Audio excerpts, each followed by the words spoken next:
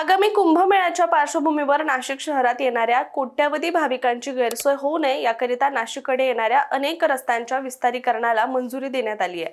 अशातच नाशिक पुणे मार्गावरील द्वारका चौक ते नाशिक रोड या सुमारे 6.4 किलोमीटरच्या रस्त्याचं देखील विस्तारीकरण केलं जाणार असं म्हटलं गेलंय। कारण हा रस्ता अतिशय वर्दळीचा अशी त्याची ओळख बनली असताना भविष्यात इथे अडचणी उद्भवू नये म्हणून हा महत्त्वपूर्ण निर्णय घेण्यात आलाय। त्यामुळे व्हिडिओच्या माध्यमातून याच महत्त्वाच्या निर्णयाबद्दल जाणून घेत याचा फायदा कोणत्या भागाला अधिक होणार, शिवाय यासाठी किती खर्च केला जाणार या सगळ्याबद्दल सविस्तररित्या जाणून घेऊयात। नमस्कार, मी रामेश्वरी आणि तुम्ही पाहताय cut to cut. Nashik Pune मार्गावरील सर्वात गर्दीचा रस्ता कोणता असं म्हटलं तर द्वारका चौक ते नाशिक रोड असं म्हटलं जातं। कारण नाशिक रोड रेल्वे स्थानकाकडे येण्या जाण्यासाठी हा मुख्य मार्ग आहे। त्यामुळे या रस्त्यावर वाहतूक कोंडीचा प्रश्न दिवसेंदिवस गंभीर बनत चाललाय। म्हणजे कोणत्याही वेळी वाहनांची मोठ्या प्रमाणात गर्दी इथे होत असल्याने नागरिकांना मोठा त्रास सहन करावा लागतोय। त्यात नाशिकहून सिन्नर औद्योगिक वसाहत, पुणे, शिर्डी, अहिल्यानगर, सोलापूर, सांगली, कोल्हापूर अशा अनेक भागात ये-जा करणारी वाहनं सुद्धा या मार्गावरूनच ये-जा करत असतात आणि त्यामुळे या मार्गावर खासगी वाहनांसोबतच ट्रक असो, बस आणि माल वाहतूक वाहनांची सुद्धा सततची वर्दळ इथे पाहायला मिळते। इतकंच नाही तर नाशिक रोड मध्ये प्रमुख शासकीय विभागीय कार्यालय, चलार्थपत्र, भारत प्रतिभूती मुद्रणालय आणि महावितरण आदी प्रमुख कार्यालय सुद्धा इथे असल्यामुळे या वाहतुकीचा मोठा भार सुद्धा याच मार्गावर येत असतो। त्यातच भर होते ती म्हणजे काही ठिकाणी सुरू असलेली रस्त्यांची दुरुस्ती, अरुंद झालेले रस्ते आणि अपुरी पार्किंगची व्यवस्था यामुळे वाहतूक कोंडीमध्ये अधिकच भर पडते।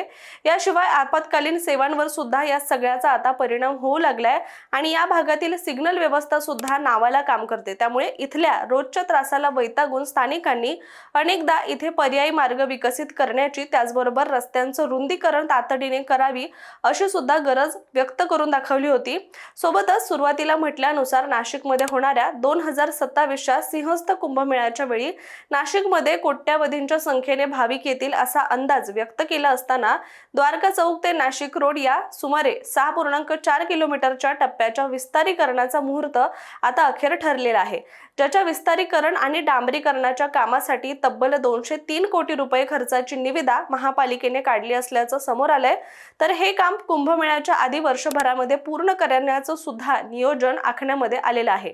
तर या 10 पदरी रस्त्यासोबतच द्वारका चौकामध्ये 800 मीटर लांबीचा अंडरपास म्हणजेच भूमिगत मार्ग सुद्धा यासाठी मंजुरी सुद्धा देण्यात आली आहे। आणि या प्रकल्पाचा फायदा नेमका जाणून घ्यायचा झाला तर द्वारका चौक ते नाशिक मधील सर्वात मोठं जंक्शन हे आहे। या प्रकल्पाचा फायदा नेमका जाणून घ्यायचा झाला तर द्वारका चौक हे नाशिक मधील सर्वात मोठं जंक्शन मानलं जात आहे।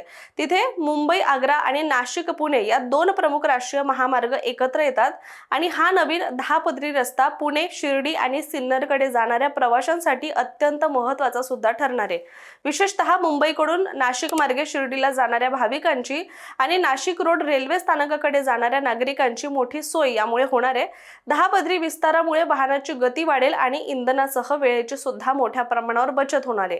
दरम्यान या प्रकल्पाबाबत अधिक माहिती अशी आहे की द्वारका चौक ते नाशिक रोड हा सध्या 6 पदरी रस्ता असून वाढत्या वाहतुकीचा विचार करता तो 10 पदरी करण्यासाठी केंद्रीय रस्ते व वाहतूक मंत्रालयाने मंजुरी दिली आहे।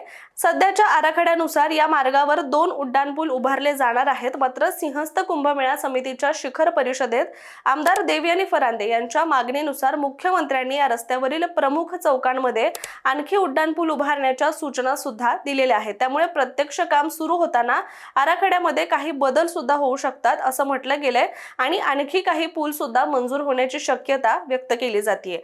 याशिवाय द्वारका ते नाशिक रोड या मार्गावर 4 वर्षांपूर्वी भारतमाला योजनेअंतर्गत सुमारे 6 किलोमीटर लांबीचा उड्डाणपूल प्रस्तावित करण्यात आला होता आणि त्यानंतर नियो मेट्रोसाठी डबल डेकर उड्डाणपुलाचा सुद्धा पर्याय पुढे आला होता। मात्र या दोन्ही योजना पुढे सरकू शकल्या नाहीत आणि त्यामुळे पुढे महापालिकेने प्रमुख चौकांमध्ये उड्डाणपूल उभारण्याचा प्रस्ताव मांडला, परंतु त्याला सुद्धा मंजुरी मिळाली नाही आणि अखेर वेळेची मर्यादा लक्षात घेता महापालिकेने 6.435 किलोमीटर लांबीचा रस्ता हा 10 पदरी करण्याचा सुधारित प्रस्ताव केंद्र सरकारकडे सादर केला होता। दरम्यान फेब्रुवारी महिन्यामध्ये दिल्लीत झालेल्या बैठकीत तांत्रिक सुधारणा करून सुमारे 244 कोटी रुपयांच्या या प्रस्तावाला मंजुरी देण्यात आली आहे। त्यामुळे आता राष्ट्रीय महामार्ग प्राधिकरणाने म्हणजेच NHAI आयनं या प्रकल्पासाठी हिरवा कंदील दाखवला असून याच्या कामाला देखील आता सुरुवात झाली असं म्हटलं जात आहे। त्यामुळे द्वारका परिसरातील वर्षानुवर्षांची वाहतूक कोंडी आता कायमची निकालात निघण्याची शक्यता आहे। शिवाय हा नाशिक शहरातील मध्यवर्ती भाग असल्यामुळे सुद्धा पुणे, मालेगाव, छत्रपती संभाजीनगर या मार्गावर जाणाऱ्या वाहनांचा सुद्धा प्रवास अधिकच आरामात होईल। तर यासोबतच नाशिक शहराभोवती तयार होणाऱ्या रिंग रोडचं काम असो, नाशिक त्र्यंबकेश्वर रस्ता असो, नाही तर मग नाशिक शहरातील प्रमुख 30 रस्त्यांचं काम युद्ध पातळीवर सुद्धा केलं जात आहे, ज्यामुळे 2027च्या सिंहस्थ कुंभमेळ्याच्या काळामध्ये इथली आणि आजूबाजूच्या परिसरातली वाहतूक सुद्धा सुरळीत राहील। शिवाय प्रयागराज इथे झालेल्या महाकुंभमेळ्याच्या वेळी ज्या प्रकारे चेंगराचेंगरीच्या अनेक घटना घडल्या त्या आपल्याकडे होऊ नये आणि त्या सगळ्या टाळता याव्या यासाठी खबरदारी सुद्धा घेतली जाते। शिवाय इथे येणाऱ्या भाविकांना, वाहन चालकांना आणि स्थानिकांना देखील पायाभूत सुविधांची कमतरता पडणार नाही आणि नाशिकची वाहतूक व्यवस्था, वाहतूक कोंडी हा प्रश्न कायमचा मार्गी लागेल असा विश्वास सुद्धा व्यक्त केला जातोय। तुर्तास आपण इथेच थांबूया, मात्र या आणि अशा अपडेट आम्ही तुमच्यापर्यंत पोहोचवण्याचा प्रयत्न करतच आहोत आणि असे माहितीपूर्ण व्हिडिओ जर तुम्हाला पाहायचे असतील तर लगेचच कट टू कटच्या YouTube चॅनलला सबस्क्राईब करा आणि इतर पेजेसला सुद्धा फॉलो करा।